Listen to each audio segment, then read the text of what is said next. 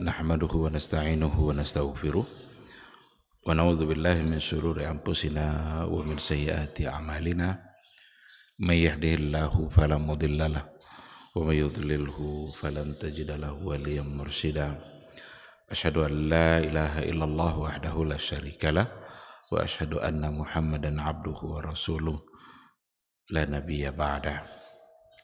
Ma'asyiral hadirin wal hadirat rahimani Allah wa iyyakum.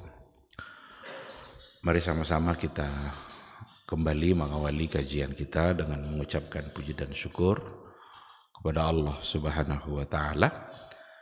Alhamdulillah, pada pagi yang penuh berkah ini kita kembali dibangunkan oleh Allah Subhanahu wa taala dari tidur kita dan kembali dimudahkan untuk beramal saleh.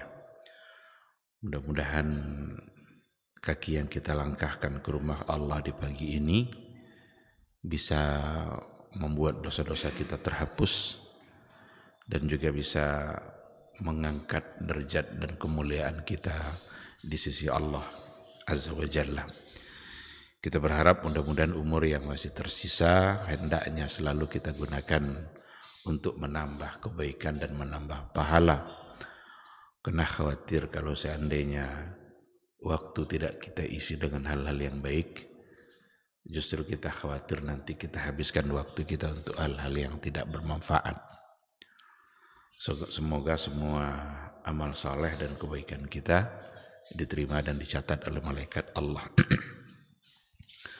Sama-sama kita juga harus memperbanyak salawat dan salam untuk Rasulullah sallallahu alaihi wasallam.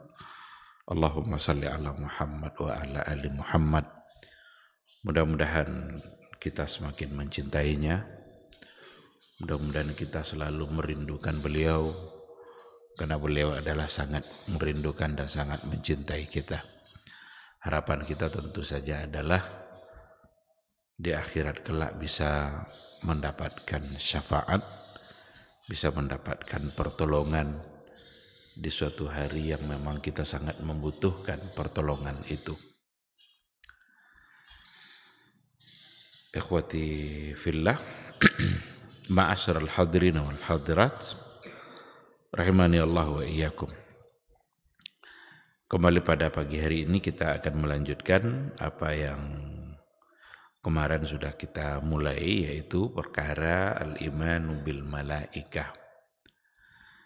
Untuk pagi ini kita akan coba sambung bahwa sesungguhnya al-imanu bil malaika yatadammanu arba'ata umur. Beriman kepada malaikat itu terkandung di dalamnya 4 perkara. Jadi kalau kita katakan bahwa kita beriman kepada malaikat, apa maknanya? Apa maksud kita beriman kepada malaikat itu? Maka yatadammanu arba'ata umur. Ada 4 hal, 4 perkara yang terkandung di dalam ungkapan al-imanu bil malaika. Al-awwal, yang pertama adalah al-imanu biwujudihim. Kita beriman dengan wujudnya, dengan adanya. Ini yang pertama sekali, bahwa malaikat itu benar-benar ada walaupun kita tidak pernah melihatnya. Tapi yang jelas kita wajib percaya kalau dia ada. Dan itu juga membuktikan bahwa sama dengan beriman kepada Allah, yang pertama sekali adalah beriman kepada wujudnya Allah, adanya Allah. Iman kepada malaikat juga seperti itu. Dan itu membuktikan bahwa kita mengedepankan iman kita daripada akal. Bahwa tidak semua yang tidak terlihat itu lalu dihukumkan tidak ada. Banyak hal-hal dalam kehidupan kita tidak pernah bisa kita lihat, tapi dia ada. Dan dibuktikan adanya itu oleh tanda-tanda. Tidak pernah kita bisa melihat sinyal HP tidak pernah bisa kita lihat. Tanda-tandanya ada. Nggak pernah kita bisa melihat arus listrik. Tapi buktinya ada apa? Nyala lampunya. Malaikat itu tidak pernah kita lihat. Walaupun Rasulullah Shallallahu Alaihi Wasallam atas kehendak Allah, ketika malaikat itu menjelma menjadi seorang pemuda, ternyata dia adalah malaikat. Dan Rasul sendiri pernah melihat malaikat dalam wujudnya yang asli 2 kali. Nah, oleh karena itu tanda-tandanya ada. Apa tanda-tandanya? Ya, seperti malaikat Jibril yang tugasnya adalah membawa wahyu, sampai wahyu itu kepada Rasulullah. Bahwa ketika kita yakin adanya malaikat yang salah satunya adalah Jibril alaihissalam, maka semua wahyu yang sampai kepada Nabi itu sesungguhnya adalah melalui perantara Jibril. Kalau seandainya kita tidak percaya, atau kalau ada orang yang tidak percaya kepada adanya malaikat, berarti jangan-jangan mereka juga menuduh bahwa Al-Quran itu adalah buatan atau rekaan-rekaan atau ungkapan-ungkapan yang diucapkan oleh Rasulullah Sallallahu Alaihi Wasallam. Nah, ini pada poin yang pertama. Jadi al-imanu biwujudihim, percaya kita dengan adanya malaikat. Dan ini perkara iman. Kalau tidak percaya berarti kufur, sebab ini masalah iman. Yang kedua, konsekuensi atau yang terkandung di dalam kata al-imanu bil malaika adalah al-imanu biman alimna ismahu. Kita juga wajib percaya dengan malaikat-malaikat yang kita telah tahu namanya. Seperti Jibril. Wa man lam na'lam ismahu nu'minu bihim ijmalan. Dan juga kita percaya dengan malaikat-malaikat yang meskipun kita tidak tahu namanya, tapi kita wajib percaya kepada malaikat-malaikat yang kita tidak tahu namanya itu ijmalan, secara global. Maka pada poin yang kedua ini disimpulkan bahwa di antara malaikat-malaikat Allah ada yang disebutkan namanya oleh Allah langsung kepada kita atau oleh Nabi kita, dan ada pula di antara malaikat-malaikat yang tidak disebutkan namanya. Maka kita wajib mempercayainya. Kalau yang sudah ada nama, siapa contohnya? Jibril, Mikail, Israfil, ini yang sudah kita jelaskan pada subuh kemarin itu sudah langsung ada namanya. Malik sebagai penjaga nerakanya Allah itu disebutkan. Percaya kita dengan nama-nama itu, atau dengan malaikat-malaikat yang memang tidak disebutkan namanya, tetapi Rasul menyampaikan bahwa ada malaikat. Siapa namanya? Wallahu a'lam.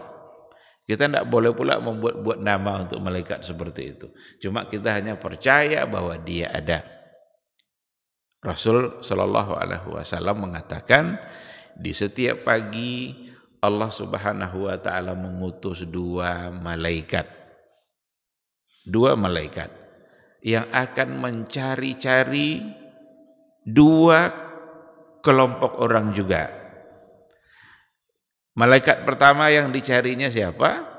Orang-orang yang menginfakkan hartanya di pagi itu. Lalu kalau dia temukan ada orang yang melakukan itu, malaikat tadi berdoa, Allahumma a'ti munfiqan khalafan. Ya Allah, berikanlah ganti untuk orang yang telah menginfakkan hartanya itu. Dan malaikat yang jenis kedua juga mencari orang-orang tertentu, yang dicarinya adalah orang-orang yang Seharusnya dia bisa mengeluarkan hartanya, tapi dia tidak keluarkan. Ditahannya harta itu tidak jadi dikeluarkan. Dan malaikat itu berdoa pula, Allahumma a'ti mumsikan talafa. Ya Allah, ini orang-orang mumsik ini, mumsik itu orang-orang yang harta itu lengket aja di sakunya, lengket di tangannya, tidak pernah pindah kepada orang lain, itu mumsik.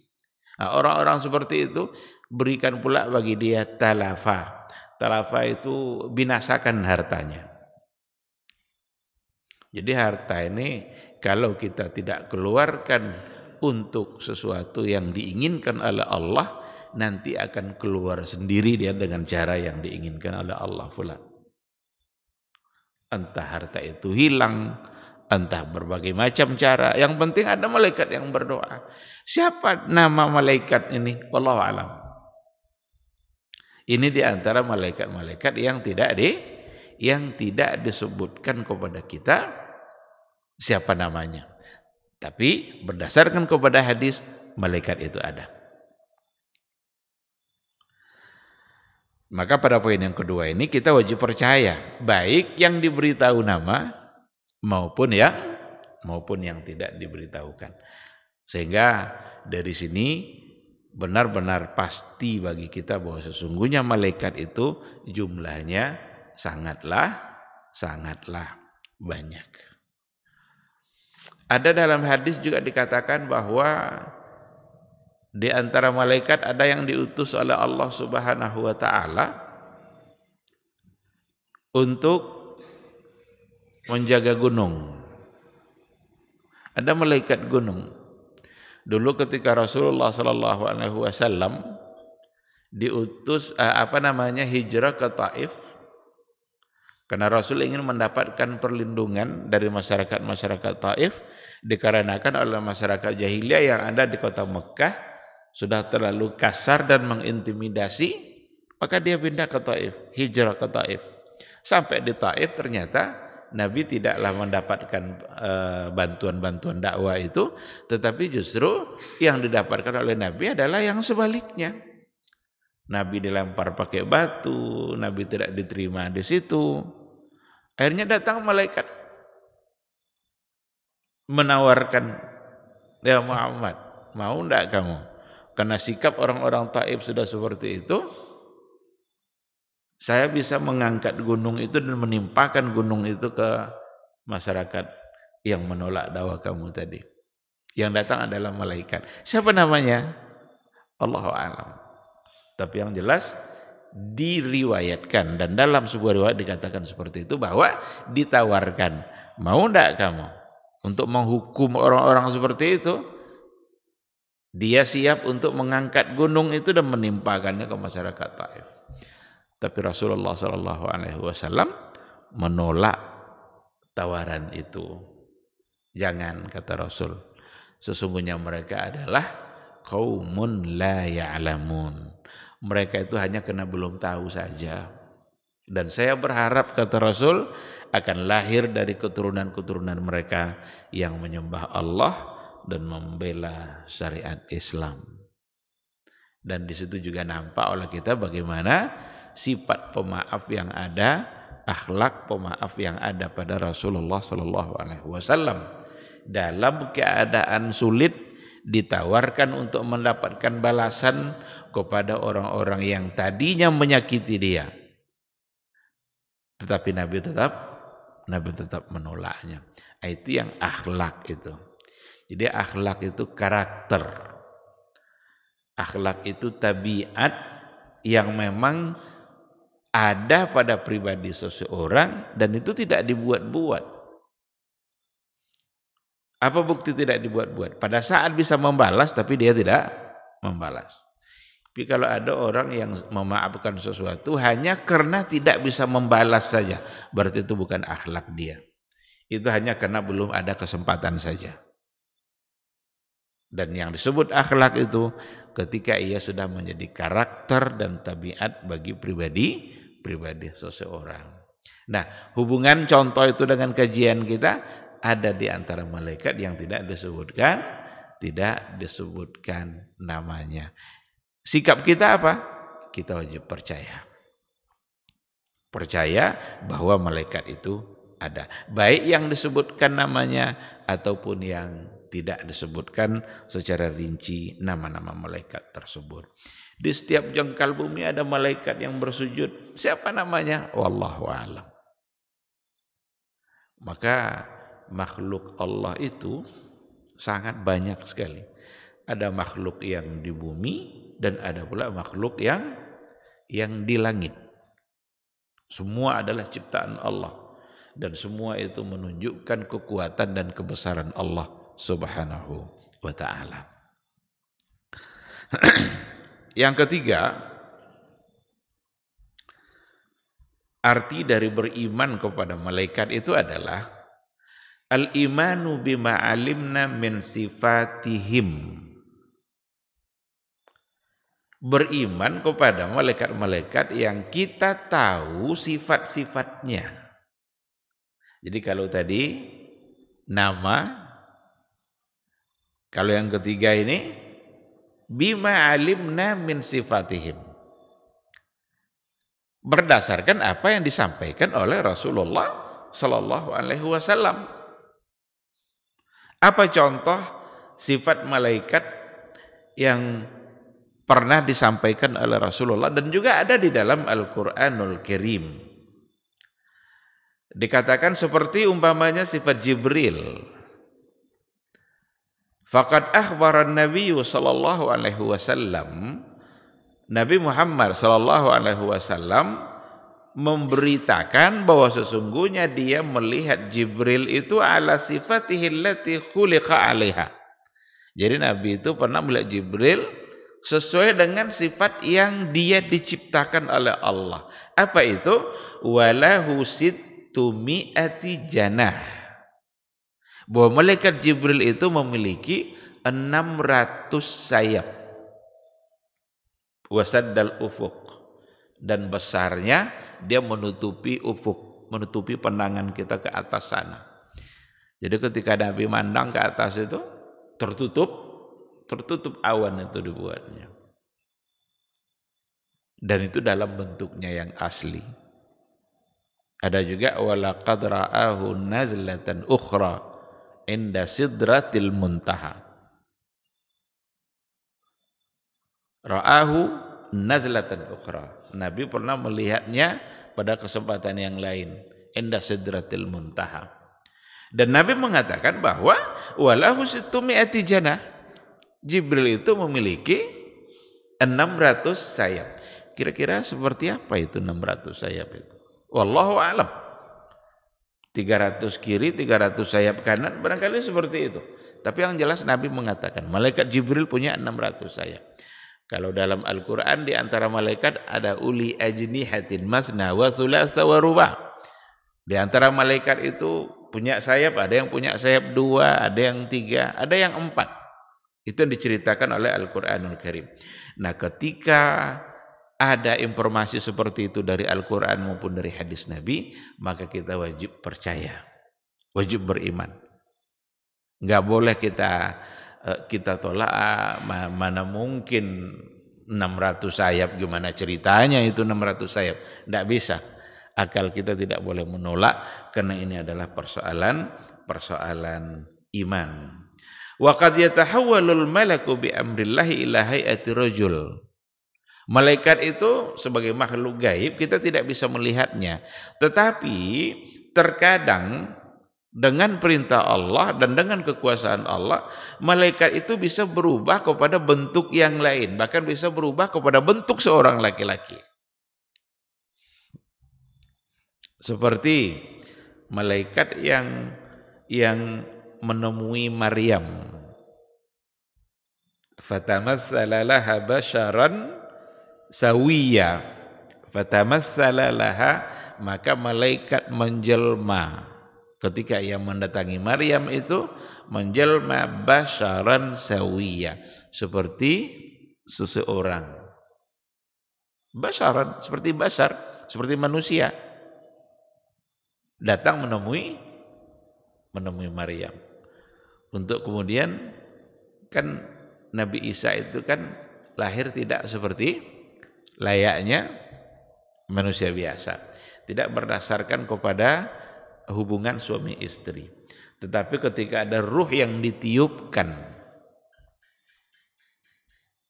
nah itu yang terjadi pada Nabi Isa. Begitu juga malaikat Jibril yang pernah menjelma seperti seorang pemuda ketika ia menemui Rasulullah Sallallahu Alaihi Wasallam. Itu yang disebut dengan hadis Jibril. Jadi Nabi lagi duduk-duduk bersama para sahabatnya, tiba-tiba datang seseorang yang sebenarnya dia nampak seperti seorang musafir. Kalau orang musafir itu kan biasanya kalau sudah safar itu pakaian putih sudah tidak putih lagi, rambut hitam sudah tidak hitam lagi.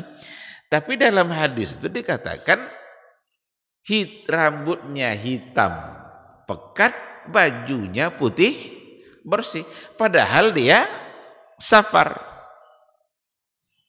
Tapi tidak nampak ciri-ciri safar itu. Pada saat dia datang, dia mendekati Nabi, kayak akrab kali dengan Rasulullah Sallallahu Alaihi Wasallam. Bahkan ditempelkannya lututnya ke lutut Nabi. Kayak apa lagi akrabnya itu? Ada Nabi, ada para sahabat, tiba-tiba datang seorang pemuda mendekati Nabi dan ditempelkannya lututnya ke lutut Nabi. Kemudian barulah dia bertanya, ma huwal iman, ma huwal Islam, ma huwal ihsan. Itu yang disebut dengan hadis Jibril.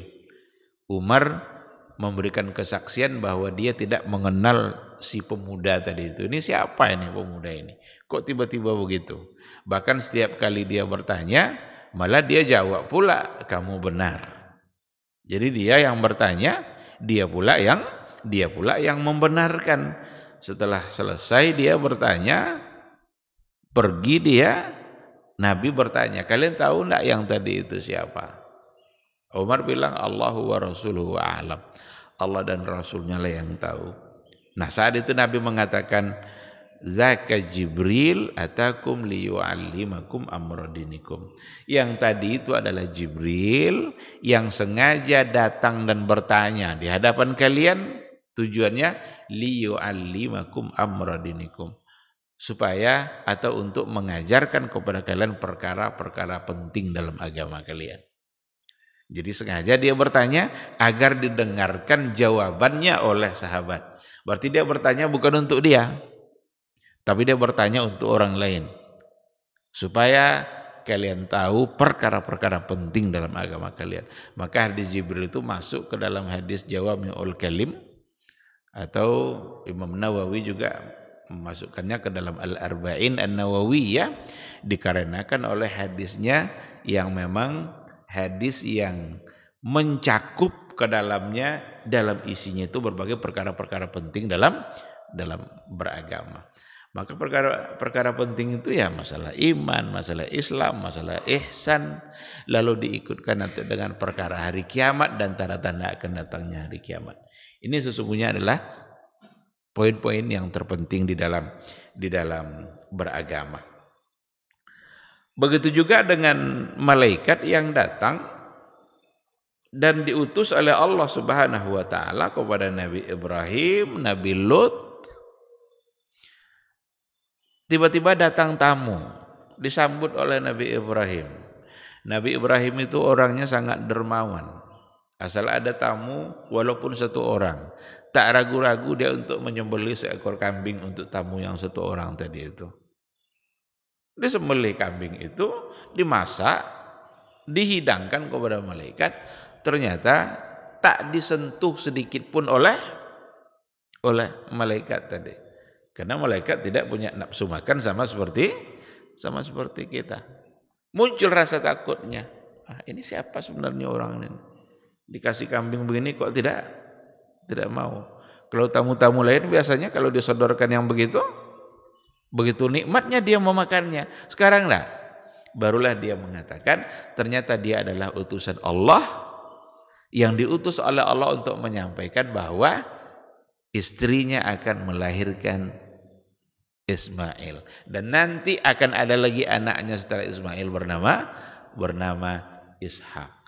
Istrinya di balik pintu mendengarkan, nguping dia. mendengarkan obrolan Nabi Ibrahim dengan tamunya. Kaget istrinya itu. Suami saya sudah tua, saya mandul. Bagaimana mungkin kami bisa mendapatkan anak? Seorang istri yang dihukumkan dengan mandul sementara suaminya juga sudah tua. Tapi malaikat mengatakan, apakah kalian akan heran kalau itu perintah Allah? Kalau itu kehendak Allah? Ata'jabina min amrillah? Ternyata kalau sudah kehendak Allah, sesuatu yang oleh akal kita barangkali tidak lagi nyambung, tapi kalau Allah yang menghendaki, maka semuanya akan bisa terjadi. Dan itu di luar teori-teori manusia semua. Kalau dalam teori dokter kan kalau sudah umur 40 itu masuk masa menopause. Kalau menopause nanti tidak akan bisa hamil lagi. Itu ilmunya dokter. Tapi ada tidak wanita yang bisa hamil kembali pada umur 50? Ada, kalau kehendak Allah. Sedangkan Nabi Ibrahim itu mendapatkan anak di atas umur 80 tahun.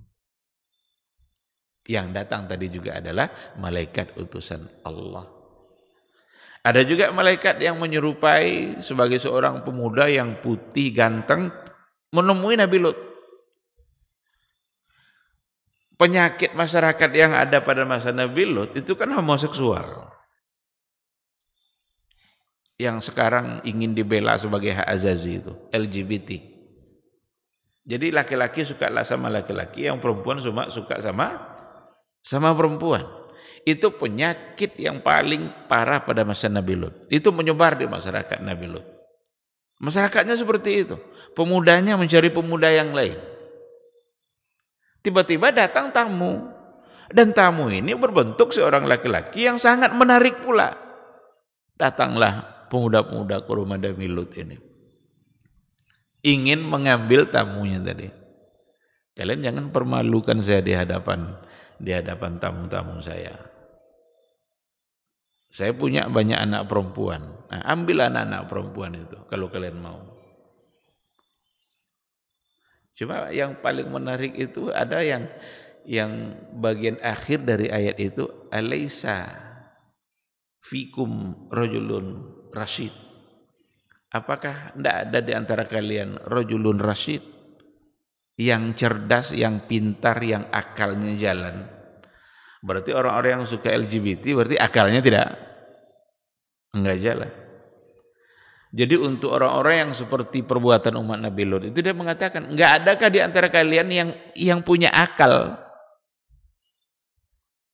Begitulah besarnya kesalahan mereka. Dan yang datang tadi itu ternyata adalah malaikat. Enggak usah takut wahai Lut, mereka enggak bisa berbuat apa-apa terhadap kami. Kami ini adalah utusan Allah yang sengaja untuk datang menyampaikan berita bahwa akan diturunkan azab Allah di tengah-tengah kaummu, maka kamu harus berangkat besok sebelum subuh datang. Jadi tinggalkan kampung ini. Pergi dari kampung ini.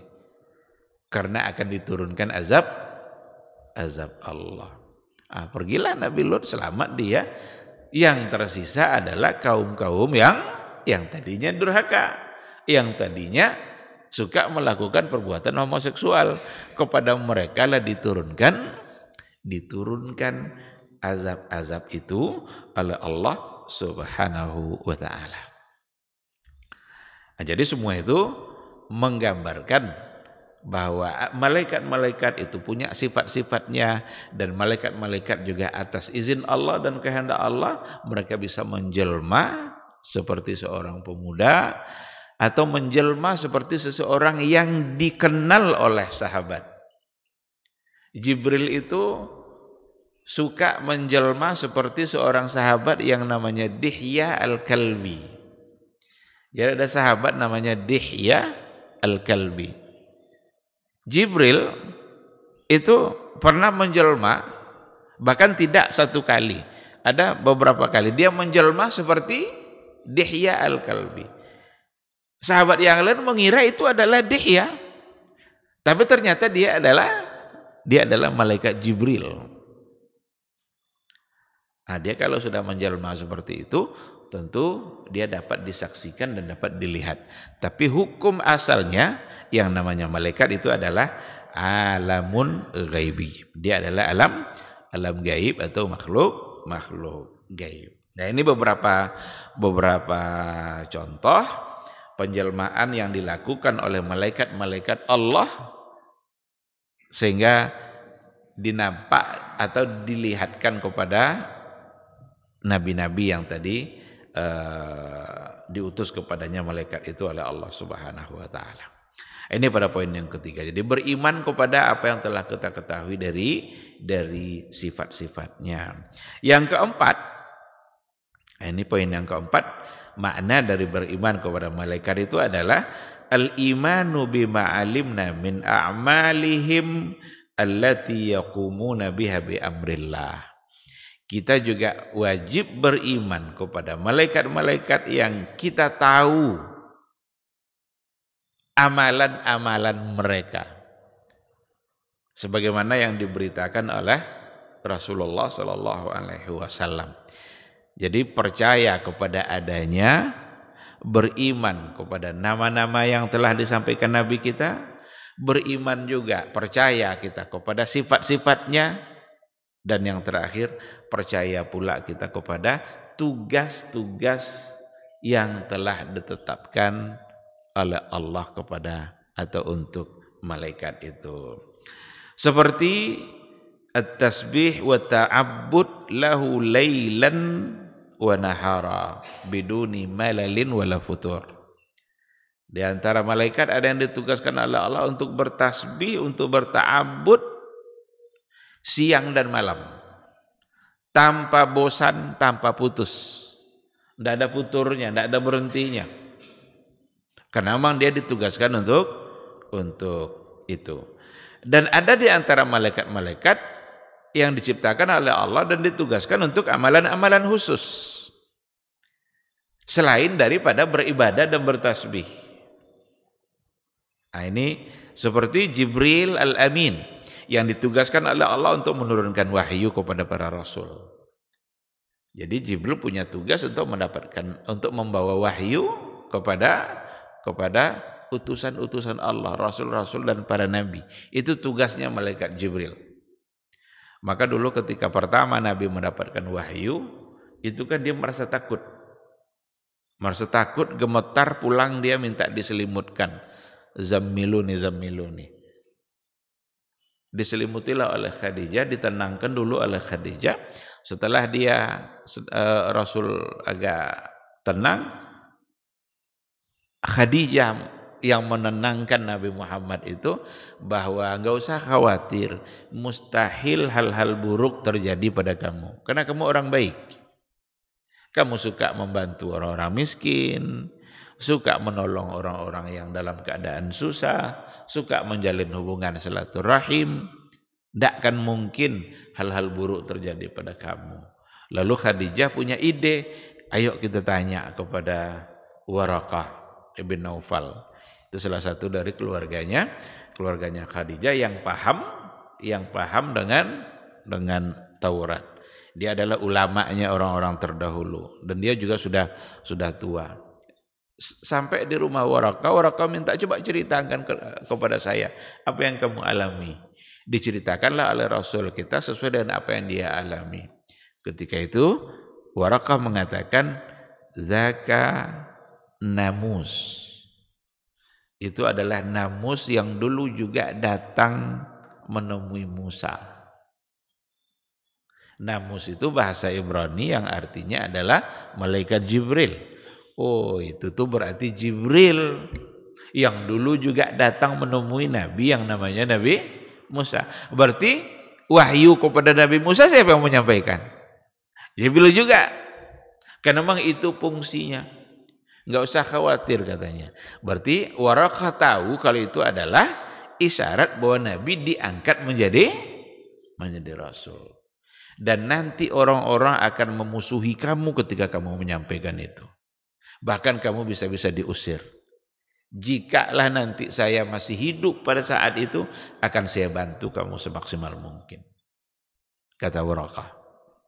Lalu Nabi nanya, awa mukhrijiyah, apakah mereka akan mengusir dan mengeluarkan saya?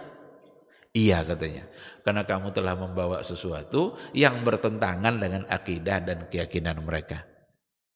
Ternyata tidak berselang lama, Waraqah pun wafat, dan dia tidak jadi menyaksikan bagaimana Nabi Muhammad itu diintimidasi, diusir, dan dia juga tidak bisa melaksanakan janjinya, karena dia berjanji, jika nanti saya masih hidup pada saat kamu diusir-usir itu, saya akan bantu kamu semaksimal mungkin. Tapi umurnya ternyata tidak sampai pada masa itu, dan akhirnya dia wafat menemui ajalnya. Inilah pada poin yang keempat, dan tugas-tugas khusus tadi diantaranya yang pertama Jibril, pembawa wahyu. Yang kedua Mikail, al-muwakkal bil qatri atau bil matari wan nabat, yang diutus oleh Allah, yang diwakilkan kepada dia untuk persoalan hujan dan tumbuh-tumbuhan. Jadi masalah turunnya hujan, masalah tumbuh-tumbuhan, ini kebun-kebun ini berbuah, tidak berbuah, itu ternyata ada malaikat yang mengaturnya, dan itu adalah Mikail. Israfil al-muwakkal bin nafhi fis sur. Israfil yang bertugas untuk meniup sangkakala. Inda qiyamis sa'ah wa ba'sil khalqi. Ketika nanti terjadinya hari kiamat dan terjadinya hari berbangkit. Jadi dua kali. Pertama untuk menghancurkan, yang kedua untuk menghidupkan kembali. Dan itu malaikatnya adalah Israfil. Wa mislu malakul maut. Dan juga seperti malakul maut, al-muwakkal biqabdil arwahi indal maut, yang ditugaskan oleh Allah untuk mencabut nyawa pada saat kematian. Itu fungsinya adalah yang ada pada tangan malakul maut, malaikat maut. Ada lagi al-malaikatu al-muwakkaluna bil ajinnati fil arham. Malaikat-malaikat yang diutus oleh Allah tugasnya adalah untuk mencatat atau mengurus persoalan janin yang ada dalam rahim. Jadi ketika rahim sudah ditiupkan ruhnya, berarti dia sudah hidup. Itu di umur 4 bulan kehamilan atau 120 hari. Yang ada pada hadis Nabi ternyata sangat sesuai dengan apa yang ada di dalam ilmunya kedokteran, bahwa nanti ada proses kejadian janin itu, akan hidup janin itu ketika di umur 120 hari atau 4 bulan. Dan ternyata dalam ilmu kedokteran juga seperti itu. Nah, nanti diutus malaikat untuk mengatur dan menentukan apa yang ditentukan untuk mereka. Ba'atsallahu ilaihi malakan, Allah mengutus kepadanya malaikat, wa amarahu bikatbi rizkihi wa ajalihi wa amalihi wa syaqiyyin am sa'id.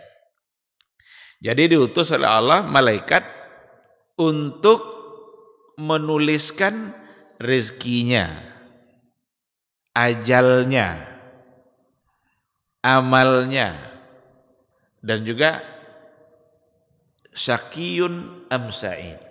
Apakah ia akan menjadi orang yang berbahagia atau akan menjadi orang yang melarat? Diutus malaikat untuk mengaturnya. Maka semua kita ini sudah ada dalam catatan itu. Umur kita berapa, rezeki yang disediakan untuk kita berapa, apakah kita menjadi orang-orang yang baik atau tidak, menjadi orang yang jahat atau menjadi orang yang baik. Sudah ada dalam ketentuan Allah, sudah ada dalam takdirnya Allah. Ini nanti penjelasan lebih luas akan kita lihat pada beriman kepada takdir. Dan kita tidak bisa protes. Bahkan dalam hadis juga dikatakan bahwa Allah sudah tahu siapa di antara kita ini yang masuk surga dan siapa yang masuk neraka. Cuma itu berada dalam rahasia Allah, itu berada dalam ilmunya Allah, tidak dalam ilmunya kita. Sehingga kita diminta untuk berikhtiar dan selalu berharap takdir yang baik dalam kehidupan kita. Kalaupun nanti terdapat hal-hal yang tidak kita inginkan, tapi sesungguhnya itu di ilmu Allah juga adalah sesuatu yang baik. Maka ada pula malaikat untuk mencatatkan itu. Ini sebulan ini umurnya 40 tahun, pas pada saatnya dia wafat. Oh, sebulan ini umurnya cuma seminggu, ada pula orang meninggal seminggu setelah lahir. Sebulan ini baru saja lahir meninggal. Ada orang yang pas lahir lalu meninggal. Ada yang sampai 100 tahun. Hiduplah dia lama sampai 100 tahun. Semua itu ada dalam catatan malaikat yang diutus oleh Allah Subhanahu wa ta'ala. Jadi seperti itu, banyak sekali tugas-tugas khusus yang diberikan kepada malaikat-malaikat tertentu. Bahkan juga ada malakani, ahaduhuma 'anil yamini watsani 'anil shimal. Ada lagi dua malaikat yang diutus oleh Allah. Satunya malaikat di sebelah kanan, satu lagi malaikat di sebelah kiri. Yang tujuannya adalah untuk mencatat amal-amal dalam kehidupan kita. Kalau yang baik, ini pula malaikat pencatatnya. Kalau yang amal buruk, ada pula malaikat yang mencatatnya. Ada pula al-malaika al-muwakkaluna bis-su'al. Ada pula malaikat-malaikat yang ditugaskan nanti untuk bertanya ketika seseorang sudah dimasukkan ke dalam kuburnya. Itu yang biasa kita sebut dengan munkar wa nakir. Ada malaikat. Iza wudi'a fi qabrihi ya'tihi malakani yas'alanihi an rabbihi wa dini wa nabi. Jadi apabila sudah diletakkan seseorang itu di dalam kuburnya, datanglah dua malaikat, keduanya bertanya tentang rabbihi, Rabbnya, dan agamanya dan nabinya. Siapa Rabb kamu? Apa agama kamu? Siapa nabi kamu? 3 di antara pertanyaan yang akan disampaikan dan ditanya oleh malaikat itu. Dan itu ketika sudah dikubur. Bukan berarti, karena ada banyak kita mendapatkan keterangan bahwa baru malaikat itu akan bertanya kalau seandainya orang-orang sudah meninggalkan kubur itu. Itu bertentangan dengan hadis. Karena malaikat itu tidak nunggu orang-orang pergi dulu. Justru riwayat yang ada mengatakan sebelum pergi justru malaikat sudah bertanya. Berdasarkan kepada sebuah hadis, ketika Ja'far bin Abi Thalib itu dikuburkan, selesai dikuburkan, Nabi dan sahabat masih berada di pekuburan itu. Masih di situ dia, baru selesai. Apa kata Rasul kepada para sahabatnya? Is'alu lahu tathbit. Doakanlah saudara kalian ini agar dia mampu menjawab pertanyaan. Fa innahul ana yus'al. Karena sesungguhnya dia sekarang ditanya. Ketika Nabi mengatakan sekarang dia ditanya, sementara Nabi dan sahabat masih ada di situ, berarti tidak nunggu pergi kan? Jadi pas diletakkan dalam kubur, selesai ditanam, selesai ditimbun, langsung datang malakani, 2 malaikat. Dan itu fungsi khusus untuk malaikat Allah yang memang ditugaskan untuk bertanya seperti itu. Ikhwati fillah, jadi inilah empat hal sebagai makna dari bahwa kita beriman kepada malaikat itu. Kita wajib beriman kepada adanya, beriman pula kepada nama-namanya, beriman kepada sifat-sifatnya, dan beriman kepada fungsi dan tugas-tugas kerja-kerja yang telah ditetapkan oleh Allah. Ada kerja yang bersifat umum, itu untuk semua malaikat. Ada kerja yang bersifat khusus untuk malaikat-malaikat yang ditetapkan oleh Allah melaksanakan pekerjaan itu. Karena kadang orang kan masalah agama pun sering diguyonkan, sering dicanda-candakan. Ada yang bilang begini, kan Nabi sudah tidak ada lagi. Itu Jibril apa kerjanya? Berarti nganggur. Ini kan bahasa-bahasa mencandakan agama. Ketika Nabi sudah tidak ada, berarti apa enggak ada lagi fungsinya? Apa fungsinya sekarang? Maka ada fungsi bersifat umum. At-ta'abbud lailan wa nahara. Beribadah kepada Allah siang dan malam. Tapi ada tugas-tugas khusus yang memang untuk malaikat-malaikat tertentu yang telah ditetapkan dan diatur oleh Allah Subhanahu wa taala. Ikhwati fillah, sedikit lagi biar kita selesaikan dalam persoalan malaikah ini. Kalau seandainya kita bertanya apa sebenarnya buah dari beriman kepada malaikat? Apa samaratnya? Apa faidahnya kita beriman kepada malaikat itu? Yang pertama sekali, dengan beriman kepada malaikat, al-ilmu bi'azamatillahi wa quwwatihi wa sultani. Kita pada saat yang sama juga mengetahui akan kebesaran Allah, kita mengetahui kekuatan Allah, dan kita mengetahui kerajaan dan kemampuan Allah yang memang mampu untuk melakukan apa yang Dia inginkan. Malaikat Jibril yang sebegitu besar, yang bisa menutup pandangan kita ke arah ufuk sana. Kalaulah dia hadir dalam bentuk aslinya seperti yang nampak oleh Nabi Muhammad, mandang ke atas tidak nampak langit Tuhan, begitu besarnya. Kalau makhluk saja bisa sebesar itu, lalu bagaimana dengan Khalik? Tentu akan jauh lebih besar. Maka Allahu Akbar, Allah yang maha besar. Tidak ada yang lebih akbar daripada Allah.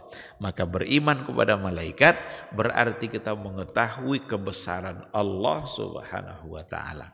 Mengetahui bagaimana Allah memiliki sifat kesempurnaan yang sanggup untuk melakukan apa saja yang dia kehendaki. Buah yang kedua, ketika kita beriman kepada malaikat, itu akan membuat kita semakin taat dan terpelihara dari perbuatan-perbuatan dosa. Kenapa membuat kita harus semakin taat? Karena malaikat yang diciptakan oleh Allah itu adalah makhluk-makhluk yang taat semua. Yang mereka itu yaf'aluna ma yu'marun.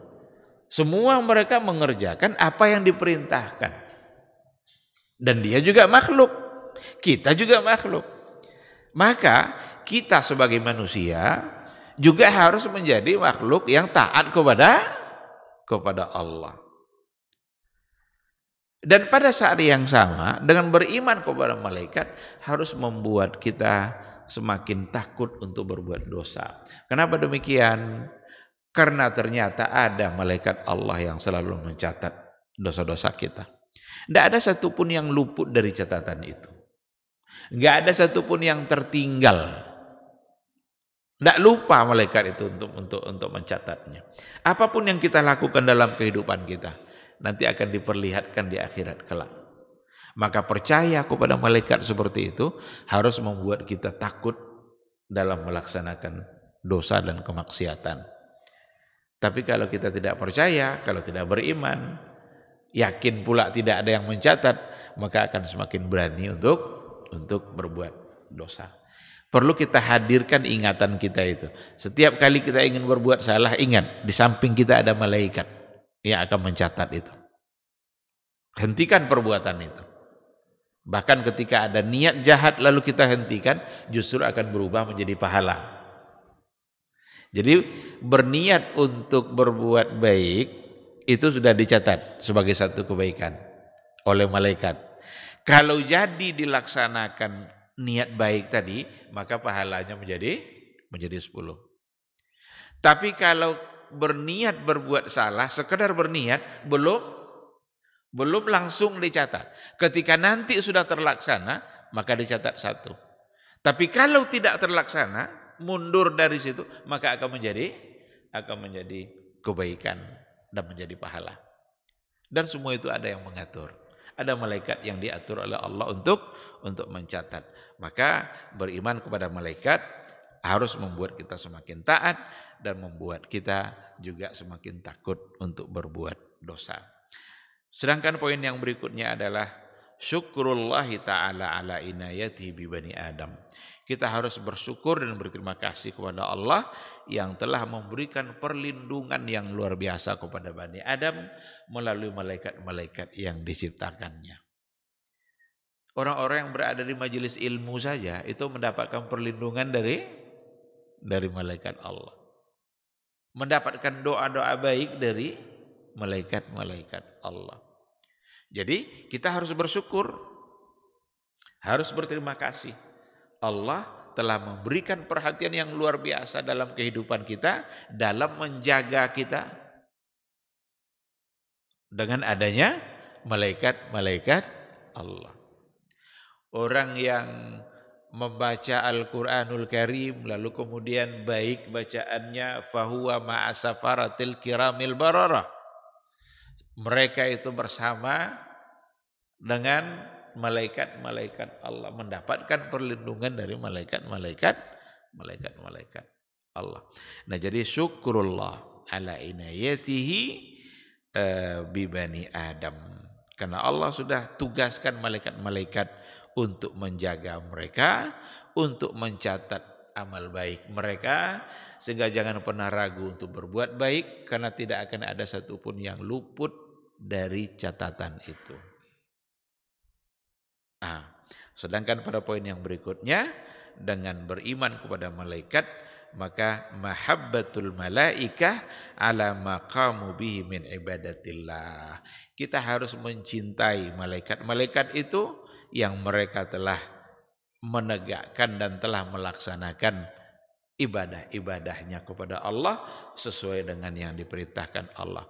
Maka kita mencintainya karena ketaatannya kepada Allah, dan kita juga berharap mudah-mudahan kita semua juga menjadi orang-orang yang taat sama seperti mereka mentaati perintah-perintah Allah Subhanahu wa taala. Ikhwati fillah, tentu saja akan ada banyak contoh dalam soal bagaimana manusia makhluk mendapatkan perlindungan atau mendapatkan inayah perhatian dari Allah, dari malaikat-malaikatnya berdasarkan kepada hadis-hadisnya. Tentu saja pada hari Jumat saja itu dikatakan bahwa dalam setiap pintu-pintu masjid di hari Jumat itu ada malaikat yaktubuna al-awwal fal-awwal, yang mencatat mereka yang masuk yang pertama, yang kedua, yang ketiga. Fa idza jalasal imam tawawus suhuf. Apabila imam atau khatib sudah naik mimbar, maka malaikat itu menutup suhuf tadi, waja'u yastami'una dzikir. Mereka juga ikut untuk mendengarkan zikir, mendengarkan Al-Qur'an yang disampaikan. Jadi sampai masuk masjid saja itu ada malaikat yang mencatatnya. Pertama kita masuk, pertama pula nama yang ada dalam catatan itu. Jangan sampai masuk ketika khatib sudah naik mimbar. Karena kalau khatib sudah naik mimbar, tidak masuk lagi dalam catatan keutamaan hadir tadi itu. Karena dia sudah masuk pada saat khatibnya memulai. Bahkan tawau as-suhub, malaikat menutup lembarannya itu karena dia juga ingin ikut untuk mendengarkan. Ikhwati fillah, ini mungkin yang bisa kita sampaikan pada pagi hari ini. Dengan demikian kita sudah selesaikan perkara al-imanu bil malaikah. Nanti insyaallah kita akan sambung dengan al-imanu bil kutub. Apa maksudnya dan apa pula buahnya, faidahnya ketika kita beriman dengan al-kutub as-samawiyah, kitab-kitab samawi yang pernah diturunkan oleh Allah Subhanahu wa taala, yang terakhirnya adalah Al-Qur'anul Karim. Terima kasih. Barangkali kalau seandainya ada satu atau dua pertanyaan, dipersilakan. Tafadhal.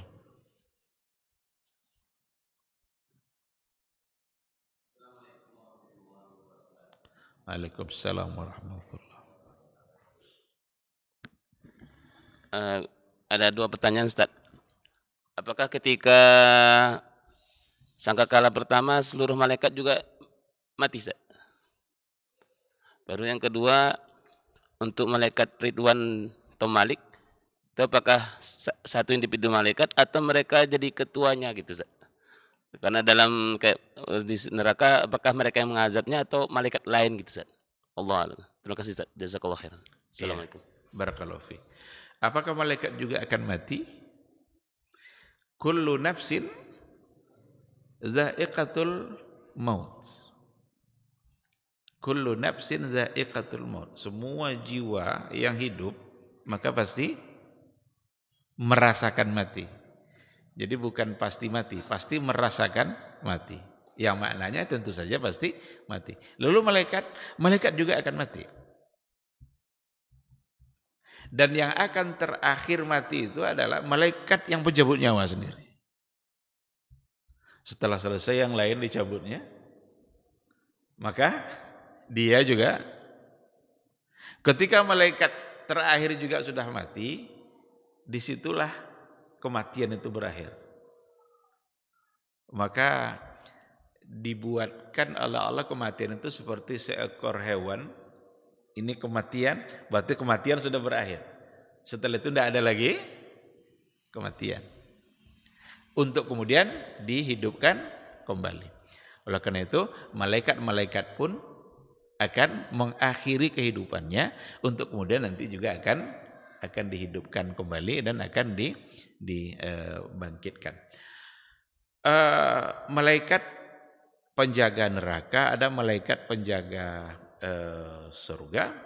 Kita tahu bahwa neraka itu ada pintu-pintunya, sebagaimana surga juga ada pintu-pintunya. Dan ada malaikat yang menjaga pintu itu. Kalau ditengok dari sisi itu, tentu bukan satu, karena memang dia punya banyak pintu. Dan ada malaikat-malaikat nanti yang akan memberikan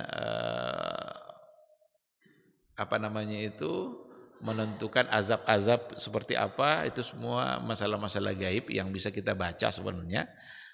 Sebagiannya sudah diinformasikan oleh Rasulullah Sallallahu Alaihi Wasallam. Jadi sekira seperti itu. Allahu Subhanahu Wa Taala.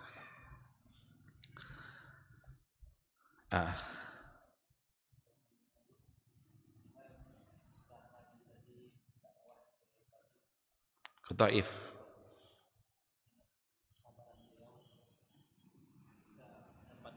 Pelajaran gitu kan.